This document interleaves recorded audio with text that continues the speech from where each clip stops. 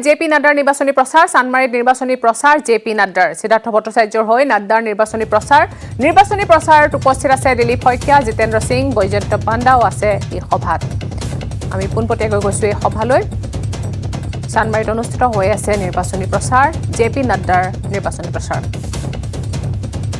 अन्य पार्टियां साथ जुड़ी हुई हैं सबसे पहले तो मैं आपको बधाई देना चाहता हूं कि बंगाल में और आसाम में आपने प्रथम और द्वितीय चरण के चुनाव में एक लंबी जीत की छलांग लगाई है इसके लिए मैं आप सबको बहुत बहुत बधाई देना चाहता हूं आपने जीत की नींव रख दी है जीत सुनिश्चित है और हमारे विरोधी इस कारण से तड़प रहे हैं हर एक तरीके के राजनीतिक षड्यंत्र रचने की कोशिश कर रहे हैं जब मैं कांग्रेस पार्टी की बात करता हूं तो मेरे मन में यह सवाल आता है कि आज कांग्रेस पार्टी चुनाव लड़ते लड़ते अवसरवादी में इतनी खो गई है कि सेवा नाम की चीज समाप्त हो गई है और अवसर के साथ साथ चुनाव की दृष्टि से मानसिक दिवालियेपन की तरफ चली गई अब आप सोचते होंगे कि भारतीय जनता पार्टी का राष्ट्रीय अध्यक्ष एक आरोप लगा रहा है मानसिक दिवालियेपन का लेकिन मैं पूरे होशो हवास में लगा रहा हूं यह आरोप कि आज कांग्रेस मानसिक दिवालियेपन की तरफ चली गई है अवसरवादी पार्टी बन गई है और अगर इसको मुझे बताना हो तो मैं बता सकता हूं कि आज चुनाव हो रहे हैं केरल में कांग्रेस पार्टी सीपीएम के खिलाफ कम्युनिस्ट पार्टी ऑफ इंडिया के खिलाफ लड़ रही है और आज चुनाव हो रहे हैं बंगाल में Congress party communist party CPM के साथ गले मिलकर के चुनाव लड़ रही है और आसाम में भी कम्युनिस्ट पार्टी के साथ आलिंगन लगा करके चुनाव लड़ रही है यह तरीका खड़ा हो गया है यानी एक तरफ लड़ाई एक तरफ कुश्ती और दूसरी तरफ नूरा कुश्ती यह कांग्रेस का हाल हो गया है मैं दूसरा चार्ज लगाता हूं कांग्रेस पार्टी पर कि कांग्रेस पार्टी सांप्रदायिक पार्टी हो गई है और जब मैं सांप्रदायिक पार्टी कहता हूं तो पूरी जिम्मेवारी के साथ कहता हूं केरल में कांग्रेस मुस्लिम लीग के साथ चुनाव लड़ रही है जो अलगाववाद को जन्म देती है बंगाल में चुनाव वो अब्बास के साथ लड़ रही है जो अलगाववाद की नींव रखती है और असम में जिस बदरुद्दीन को 2006 में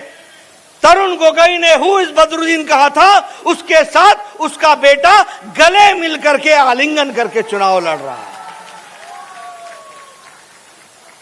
ये सांप्रदायिकतावाद है कि नहीं है हमको कहते हो कि हम सांप्रदायिक हैं हमको कहते हो कि हम कम्युनल हैं अरे कम्युनल तो तुम हो जो नेता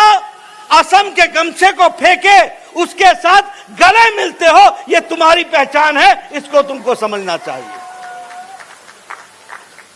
राहुल गांधी आए थे कहने लगे कि बदरुद्दीन असम की पहचान है वाह रे मेरे यार वाह वाह बदरुद्दीन कभी असम की पहचान हो सकता है क्या कभी असम की पहचान हो सकता है क्या अगर असम की पहचान है तो गोपीनाथ बोरदोलोई है असम की पहचान है तो श्रीमान शंकर देव हैं अगर असम की पहचान है तो भूपेन हजारिका हैं ये हमको समझना चाहिए इस गमछे की कोई तौहीन करे इसको इज्जत न दे और बाद में जब जनता समझ जाए ये पब्लिक है जो सब जानती है तो गमछा पहन के निकल जाओ और बोलो कि मैं तो गलत बोल रहा था आपको कोई माफ नहीं करने वाला है और आपको और कांग्रेस पार्टी दोनों को कोई माफ नहीं करने वाला है यह हमको ध्यान में रखना चाहिए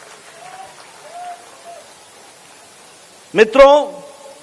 जब मैं इसकी चर्चा करता हूं तो इसके साथ साथ यह भी कहता हूं कुछ लोग तो पॉलिटिकल एक्टिविस्ट होते हैं, राजनीतिक कार्यकर्ता होते हैं, जो आप इस मंच पर देख रहे हैं। चुनाव कहीं भी होगा, ये दिन रात एक करके लड़ेंगे, इनको हम एक्टिविस्ट कहते हैं। और कुछ लोग पॉलिटिकल टूरिस्ट होते हैं, जो सैलानी की तरह आते हैं, फोटो खिंचाते हैं, धरती की जानकारी होती नहीं है, अपना फोटो खिंचा करके चले जाते हैं। अब राहुल गांधी आए थे, मुझे बताया गया कि राहुल गांधी जी चाय के बगीचे में जा रहे हैं। मैंने कहा अच्छी बात है, आप जाएंगे, आपका स्वागत करेगी वो सड़क जो सर्बानंद सोनोवाल ने पक्की बना दी है। इसके पहले तो कच्ची में धक्के खाते थे। अब आप जाएंगे तो आपको माताएं बहनें आपको नमस्कार करेंगी। जिसको अरुण उदय में आर्थिक मदद दे करके महिला सशक्तिकरण किया तो सर्बानंद सोनोवाल ने किया। लेकिन आप जाइए चाय के बगीचे में, राहुल गांधी का फोटो छपा, आगे राहुल गांधी खड़े, फोटो खिंचाने में सब माहिर हैं, और पीछे चाय का बागीचा है। जब मैंने पता किया तो चाय का बागीचा ताइवान का निकला। वोट मांग रहे हो असम के चाय बागीन में और फोटो खिंचा रहे हो ताइवान का। अगले दौरे पर आए तो फिर फोटो खींचा।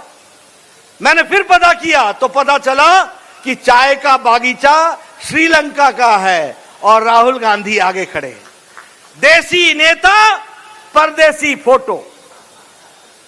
यानी आपको असम के चाय बागान का फोटो तक नहीं मिलता है। यह है कांग्रेस पार्टी का हाल। सैलानी बनकर के आए, फोटो सेशन। बहन आई, अब ये गांधी परिवार का पुराना रिवायत है फोटो खिंचाना, अब कहना नहीं चाहिए, लेकिन आई थी और वो चाय के बागान में जाकर के पत्तियां तोड़ने लगी और फोटो खींचा गया, सारे देश में दिखाया गया। अरे एक बात बताओ मेरे भाइयों, मार्च महीने में पत्ती पक जाती है क्या? पत्ती कच्ची रहती है कि नहीं? तुम कच्ची पत्ती तोड़ते हो क्या? अरे मार्च अप्रैल का इंतजार तो कर लेना था। फोटो ही खिंचाने का शौक था तो अब फोटो खिंचा लेते। कच्ची पत्ती को तोड़ करके क्यों राजनीति करने लगे हो? अब समय आया है, पक्की पत्ती भी तोड़ी जाएगी, सूखी पत्ती भी तोड़ी जाएगी, और साथ ही साथ वोट भी लोगों का थोड़ी भर करके आएगा।